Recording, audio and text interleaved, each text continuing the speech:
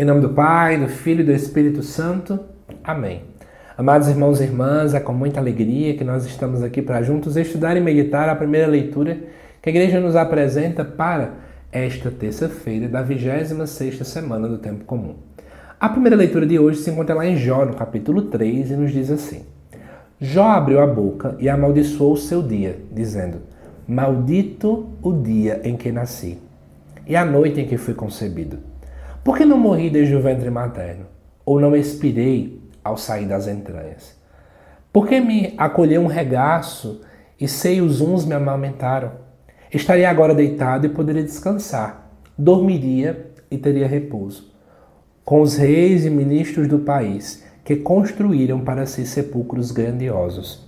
Ou com os nobres, que amontoaram ouro e prata em seus palácios. Ou então, enterrado como aborto, eu agora não existiria como crianças que nem chegaram a ver a luz. Ali acaba o tumulto dos ímpios. Ali repousam os que esgotaram as forças, porque foi dado à luz o infeliz. E vida àqueles que têm a alma amargurada?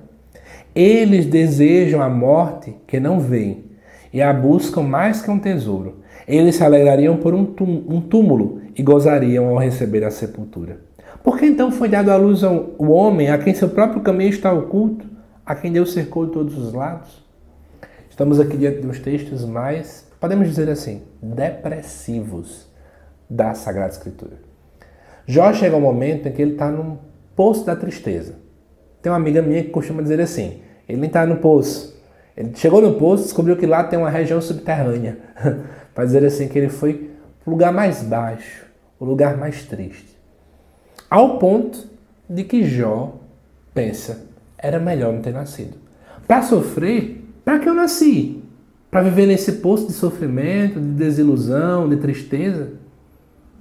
Por que Deus, então, sabendo que eu ia sofrer tanto, não permitiu com que talvez eu pudesse ter ali ficado, abortado pela minha mãe?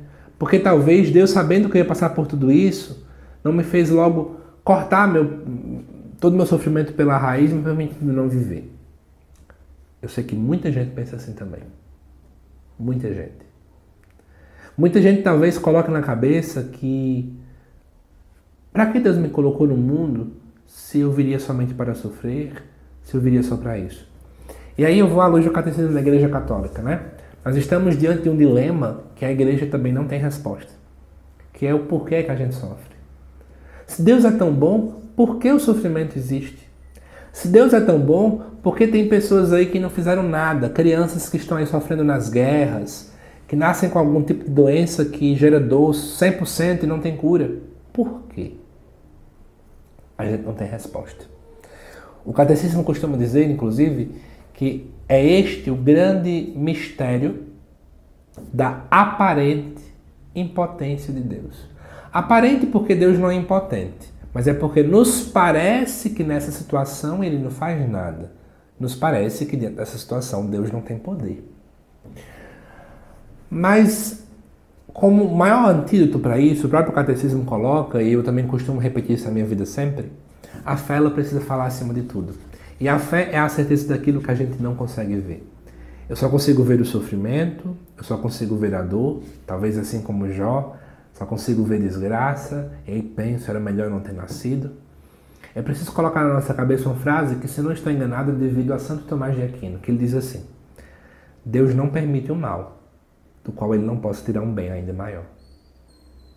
Então não importa qual seja a cruz que a gente carrega, sabe? O sofrimento que a gente carrega, a dor que a gente carrega. O que eu sei é que Deus, em sua infinita sabedoria, bondade, inteligência e poder, Ele não permite com que nada na minha vida aconteça se Ele não pudesse tirar dali um bem ainda maior. Então, Deus sabe do meu jeito. Talvez Ele saiba que eu preciso passar por essa pedra. Porque talvez sem ela, eu não teria a mesma maturidade, a mesma visão, a mesma coisa. É mais ou menos assim que a Igreja nos convida a refletir. Então, todas as vezes em que você estiver passando por uma dificuldade, que talvez o seu coração queira gritar como Jó, pensa nisso. Ó Senhor, eu não sei porquê, não sei.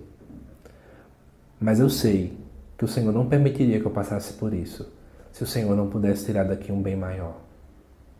Então, acima de tudo, obrigado, Senhor, por essa cruz, obrigado por esta pedra, obrigado por esta dificuldade. É assim que tem que ser a nossa visão. E não estou querendo dizer que isso é fácil, tá bom? Não, não é fácil, não é fácil. Mas é essa compreensão de maturidade que a gente precisa de fato também ter.